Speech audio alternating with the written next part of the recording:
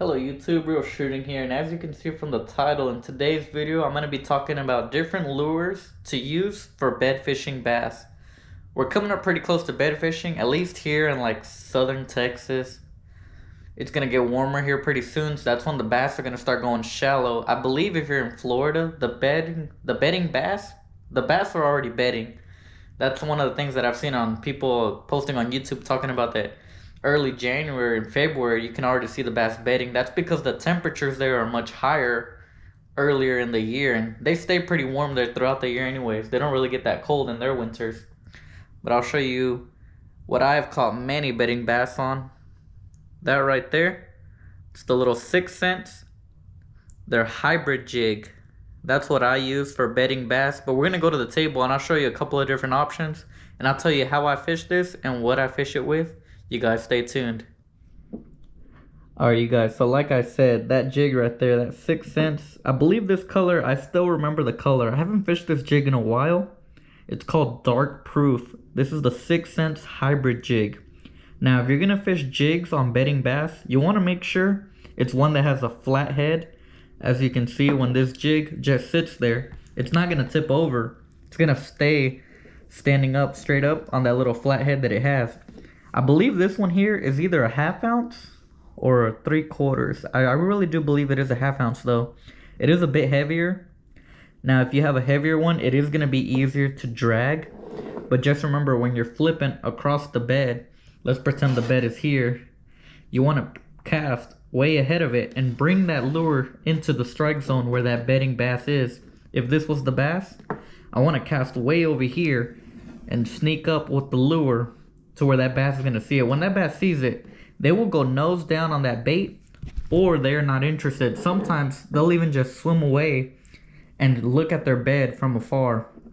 And they'll keep an eye on your bait. Sometimes if you move it slowly, they'll come and take a closer look at it. But sometimes they're not interested at all. That's when you want to try a different lure or move on to another bed.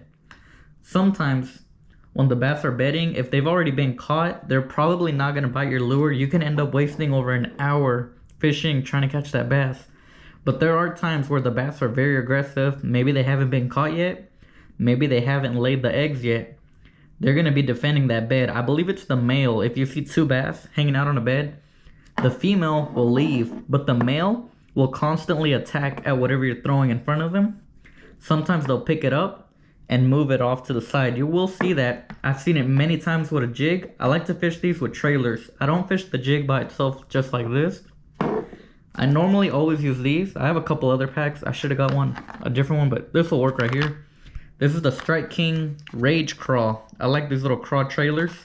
The 2 claws are going to be kicking back here, and they're going to stand straight up a little bit. Now, as you can see, that one's already trimmed down a little bit. I don't use the full length. I do trim it down. Sometimes they will bite at those claws. If they bite at the claw and you break it off, you could just keep fishing it, or you can tie on another lure and get a fresh one, get some more scent going. But sometimes they're gonna grab at the claws and you'll see them carrying this jig. You're gonna know when they have that hook or not. As soon as they bite down, they pull that weed guard down and they get that hook, you want to be ready to set the hook on that bass. That's where you need a stronger rod. That stronger rod will come into play right here, because you're definitely going to be hook setting some pretty big bass. And if you're bed fishing for big bass, you want to make sure you have a strong backbone on your rod. You don't want it to have a lot of give or a lot of play. Similar to many like spin cast rods, it's going to be flimsy. You don't want that. You are going to miss the fish and you won't be able to drive in these thicker hooks into the fish's mouth. But anyways, that's my main thing on jigs. I do have a couple more jigs. I'll bring some out. This is my jig box. Not all of them are in here. Some are in my backpack right now. But I'll show you. This one should work here too. This is the Z-Man Snake Eyes jig. As you can see on the bottom, it is flat. That's good for skipping. The lure is designed for swimming. But again, if you just sit it down, it's going to sit straight like that. This will work just fine.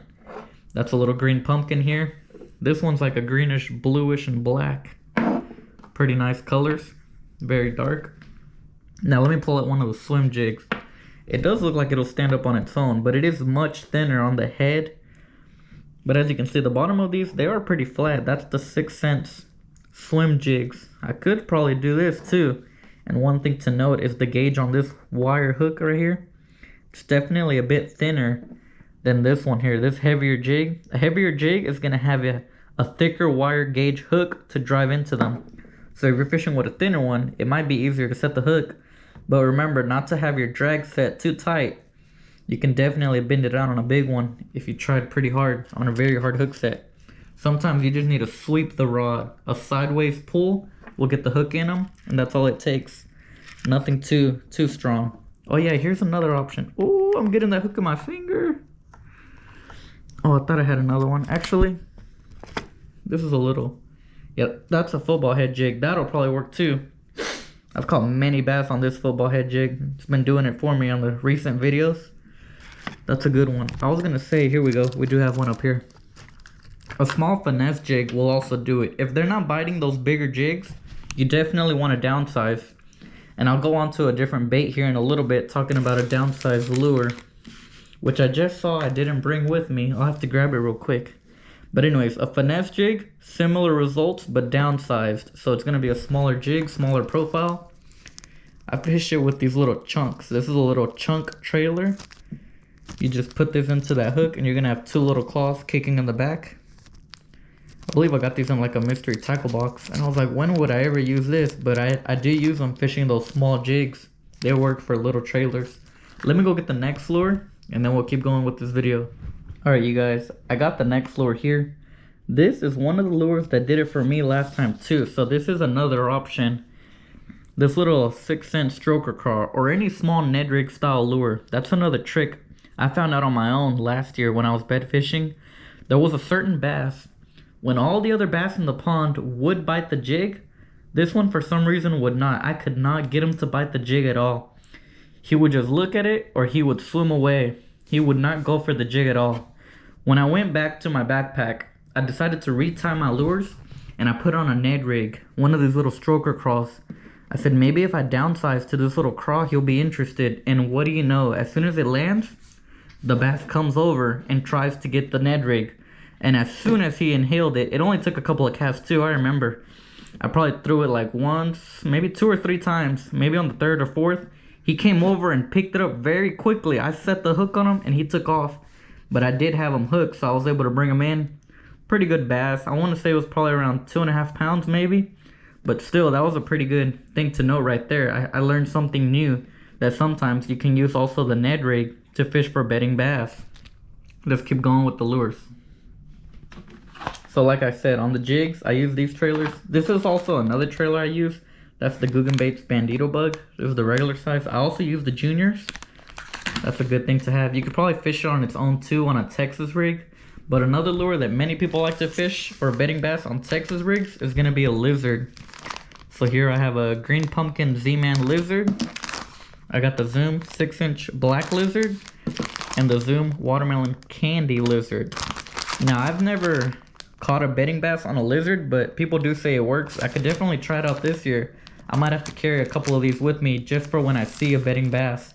I'm never really ready. I want to have the baits with me to bed fish for bass, but I don't always carry all these different baits. I know I always have a jig with me, so that's why I was able to do that. I always have something Ned rig, I was able to throw that. But what I do want to fish for sure with bedding bass, this is a lure I got 2 Christmases ago. I missed the chance to fish this lure last year because when I went to bed fish, they weren't on beds, and then whenever I went with regular tackle, none of my bed fishing lures, they weren't on beds. But I actually got this on Christmas for my girlfriend, and I still haven't fished it yet. Over a year and I haven't fished this. That River to Sea Nest Raider. So I definitely need to carry this in my backpack. It's made for bed fishing.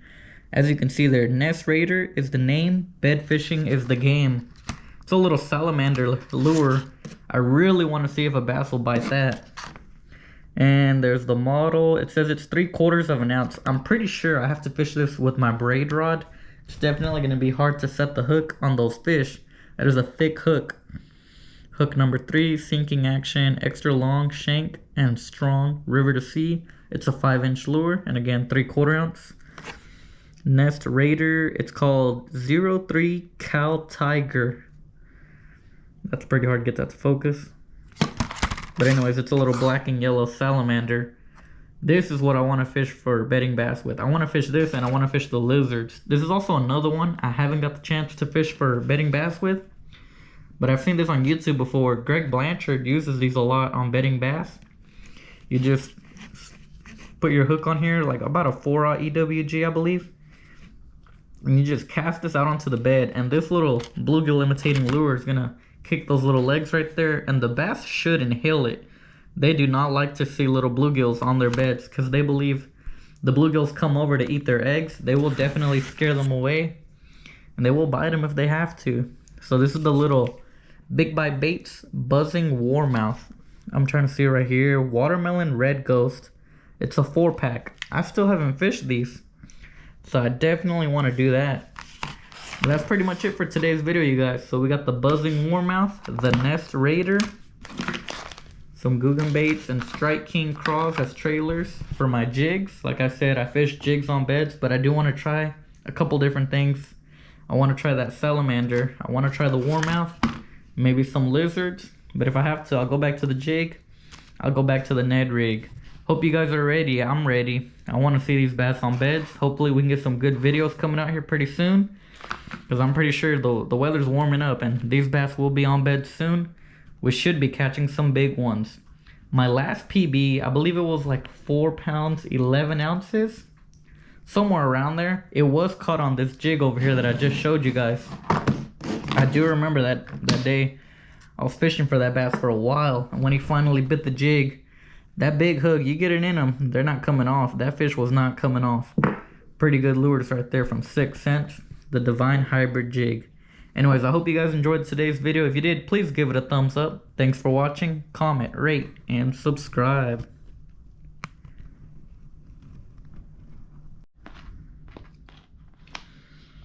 One more thing to mention, you guys. You're gonna need a pair of polarized glasses. I cannot stress this fact enough. You need the polarized lenses in order to cut the glare on the surface of the water. Sometimes you can't even see these bass, but they are there. About 3 or 4 feet from the edge. Sometimes they're closer to the bank, sometimes they're further. But a good set of polarized glasses will be your best friend when bed fishing for bass. So I gotta include that tip for you guys, alright? Hopefully you guys are ready to do bed fishing. If you've never done it before, you definitely want to try it. But remember, these bass are on beds for a reason. They are making more bass. So please handle them with care. Take your pictures. Put them back in the water, get the hook out of them, and let them go. They will go back to the bed eventually. Initially, if they take off, pretend this is the bed right here, this little pack of lures. I release the fish here.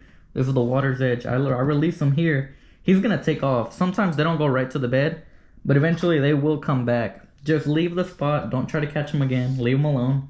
They will go back to defend their nest and protect it from the bluegills that will come. They'll try to eat those eggs. Anyways, hope you guys enjoyed the video. Please give it a thumbs up. Thanks for watching.